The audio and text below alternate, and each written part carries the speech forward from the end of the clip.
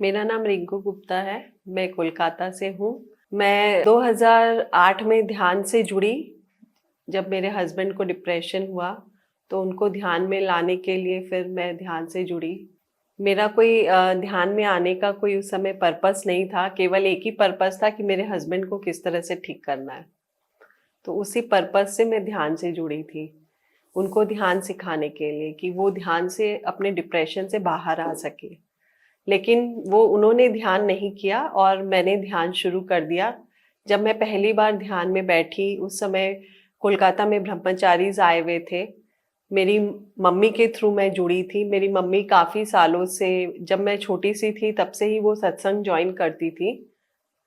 जिस सत्संग में वो जाती थी वहाँ की जो हेड थी, जिनका नाम था ज्योति जटिया, उन्होंने सजेस्ट किया था कि अपने हस्बैंड को तुम ध्यान कराओ, तो उसी से ही ठीक हो सकता है उनका डिप्रेशन।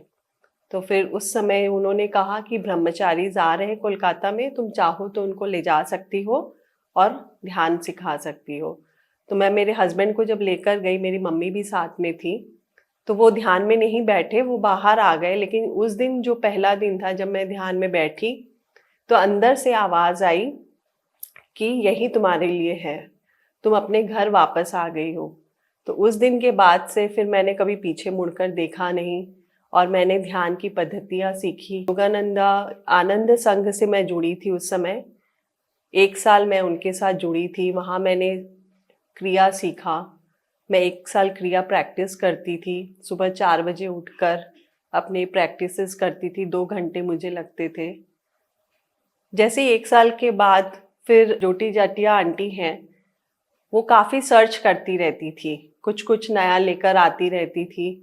मैं उनसे उनके सत्संग में जाने लगी मेरी मम्मी के साथ। उनसे वहाँ पर फिर उन्होंने कुछ और बताया। वर्कशॉप, कुछ बॉम्बे में वर्कशॉप्स होते हैं, वहाँ से मेंटर्स आएंगे, प्रोसेसिंग होती है उसमें। आप अपने मन को पूरी तरह से किस तरह से खाली कर सकते हो, जो भी आपके अंदर सप्रेशन है, भरा हुआ है, कैसे उसको बाहर निकाल सकते हो। तो उसका नाम था हु एम आई वर्कशॉप, जिसके मेंटर थे रंगा रेड्डी सर। तो उन्होंने हमें कैलकाटा में वर्कशॉप्स करवाया ज्योति आंटी ने। तो फिर 1 साल फिर मैं वहाँ से जुड़ी उस वर्कशॉप से।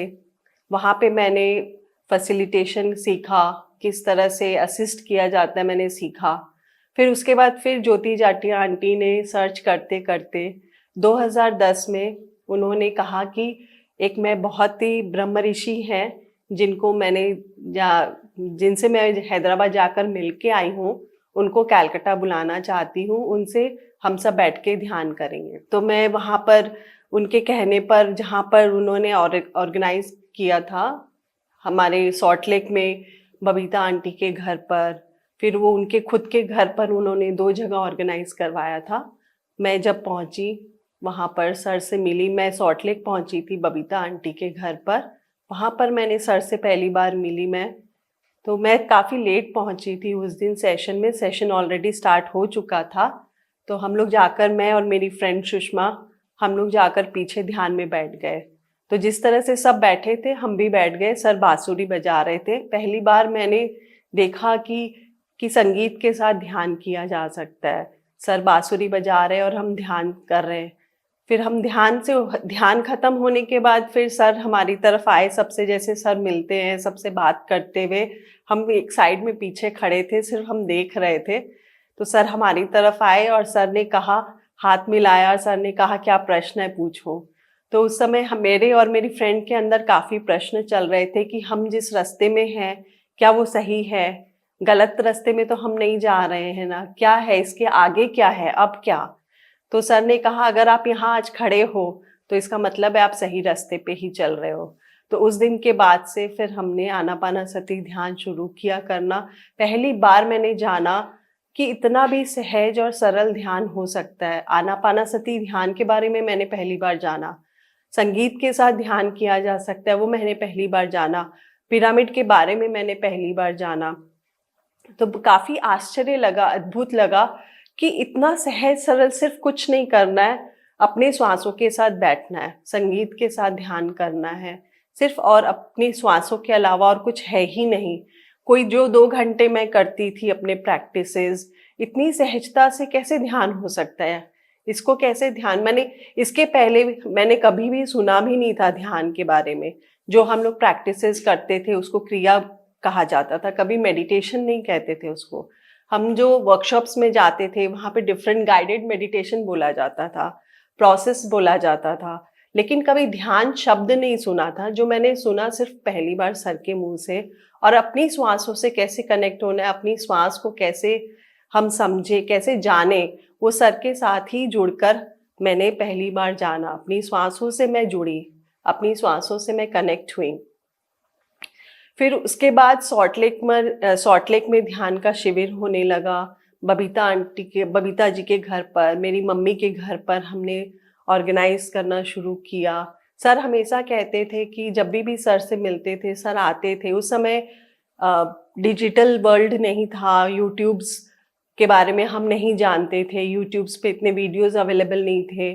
सर की वेबसाइट थी, वेबसाइट के थ्रू कुछ एक ऑडियोज हम सुनते थे, म्यूजिक्स हम सुनते थे, कुछ एक ऑडियोज थे सर के कॉन्सेप्ट, जो कि ज़्यादातर तेलुगु में थे, हिंदी में बहुत कम थे। तो कुछ एक ऑडियोज बस हमने सुनी थी। तो उस जब, और सर से भी काफ़ी मिलना कम ही होता था, क्योंकि सर कलकत्ता में उस समय पहली बार आए थे 2010 में।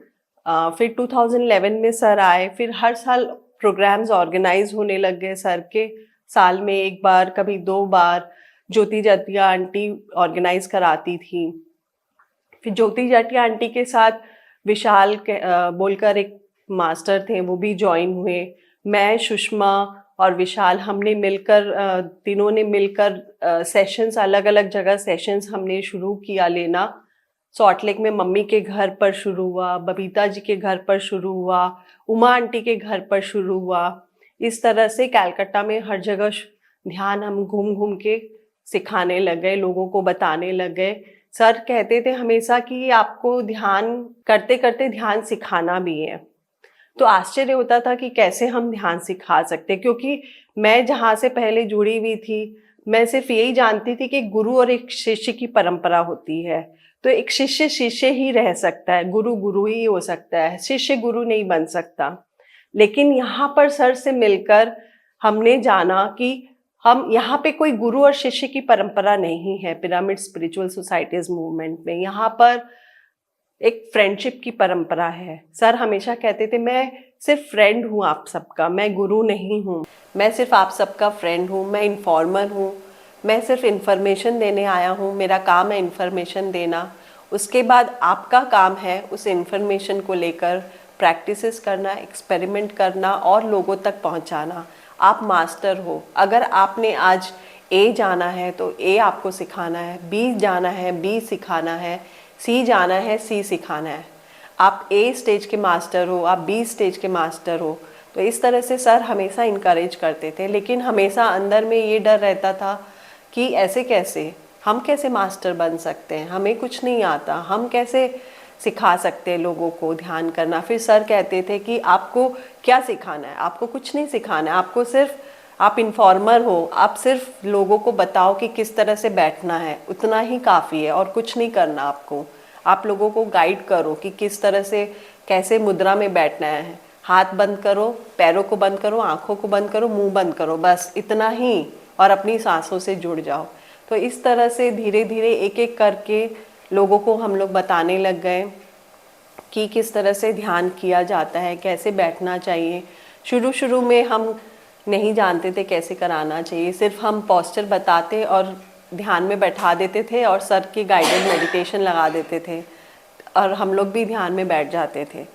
तो मम्मी के घर पर, फिर धीरे धीरे जब मम्मी के घर पर बंद हुआ, फिर गिरीश पार्क में शुरू हुआ, मेरे घर के बगल में। मेरी सिस्टर के हस्बैंड का ऑफिस है वहाँ, उन्होंने जगह दिया हमें और कहा कि दीदी आप यहाँ कराओ, मेरे पास जगह है, काफ़ी जगह है, तो आपका जब तक मन है आप यहाँ पे कराओ। वहाँ पर गिरीश पार्क में उन्होंने, वहाँ पे वो रेंट पे देते थे प्लेस। तो कभी एक, जब हम ध्यान कराया, उन्होंने दिया एक हॉल हमें काफ़ी सारा, बड़ा सारा। तो वहाँ पर काफ़ी सारे सेशंस ऑर्गेनाइज किए गए, PSSM से काफ़ी सारे मास्टर्स को बुलाए गए और वहाँ पे ध्यान का शिविर होता था। फिर दूसरी जगह उन्होंने दिया। इस तरह से करते करते गिरीश पार्क में भी हमारा ध्यान का प्रचार होने लगा।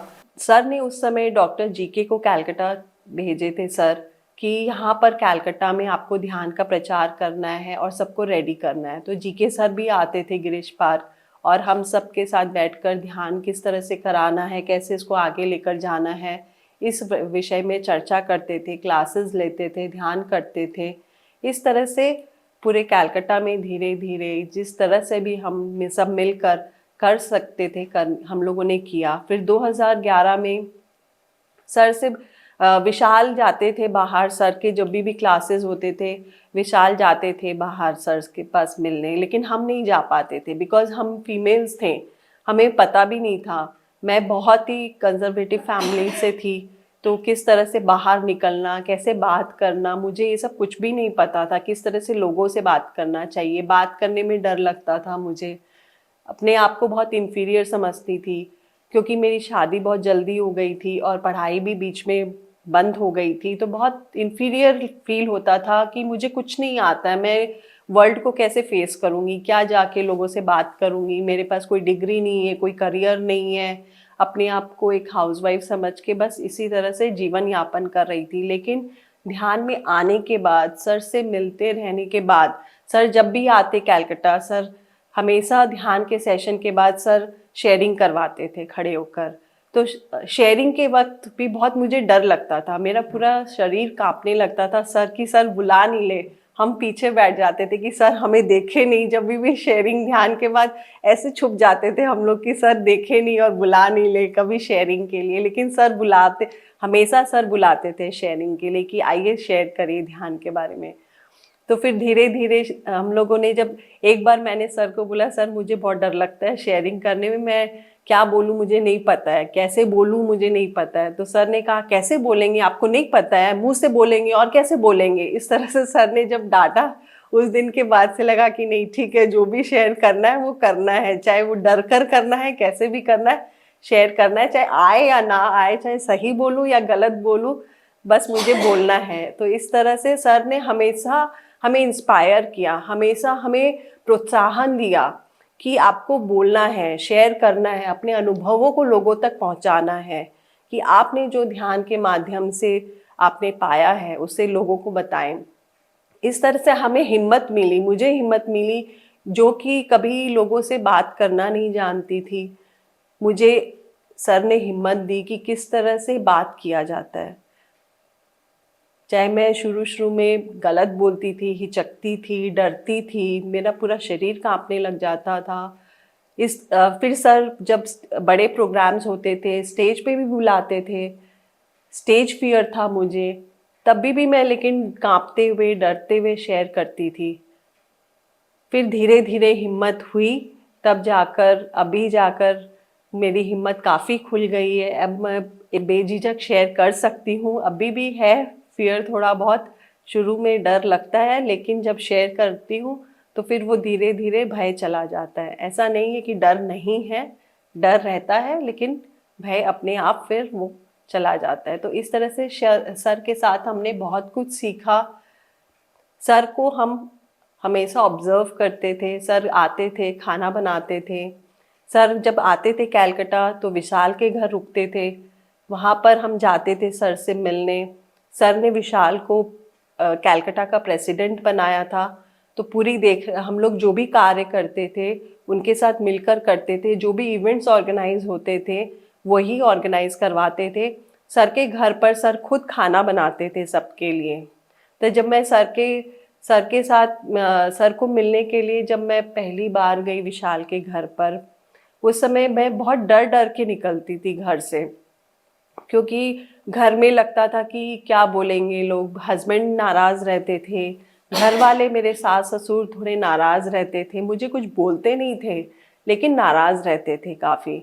मेरा बेटा भी काफ़ी छोटा था, 4 साल का था मेरा बेटा, बेटियां थोड़ी बड़ी हो गई थी, लेकिन बच्चों को छोड़कर मैं घर से डर डर के निकलती थी। लेकिन फिर भी मैं हिम्मत करके निकलती थी कि नहीं मुझे जाना है। मेरे अंदर एक जुनून रहता था कि जब भी सर आए या ध्यान का शिविर होता था, मेरे अंदर एक जुनून था। मैं घर में चाहे कोई भी नाराज़ हो, मुझे फ़र्क नहीं पड़ता था। मुझे ये लगता था कि नहीं, मुझे आगे बढ़ना है, मुझे सीखना है, मुझे किसी की नाराज़गी से कोई परवाह नहीं है। वो क्या समझ रहे नहीं समझ रहे, मुझे उससे कोई मतलब नहीं है, मुझे जाना है। मैं जब सर से मिलने गई पहली बार विशाल के घर पर, वहाँ पर सर ने, जब मेरी आदत थी कि मैं बहुत हंसती रहती थी, बैठी बैठी भी हंसती रहती थी। सर ने बोला आप हंस क्यों रहे हो? मैंने कुछ बोला नहीं, मैं फिर और हंसने लग गई। सर ने बोला कि क्या चीज़ की, कोई हंसने की बात है क्या? सर डांटने लग गए मुझे, बहुत जोर उन्होंने डांटा। मैं फिर भी हंस रही थी। अभी भी आप हंस रहे हो, ये कोई बात हुई क्या? मैं डांट रहा हूँ आप हंसे जा रहे हो, चलिए रूम से बाहर जाइए, अब भी इसी वक्त जाइए बाहर। मैं नहीं उठी, बोले आप नहीं जाएंगे? मैं बोल रही हूँ आपको रूम से बाहर जाओ, आप नहीं जा रहे हो, आप इस फ्लैट से बाहर जाओ, आपको ध्यान ही नहीं करना है।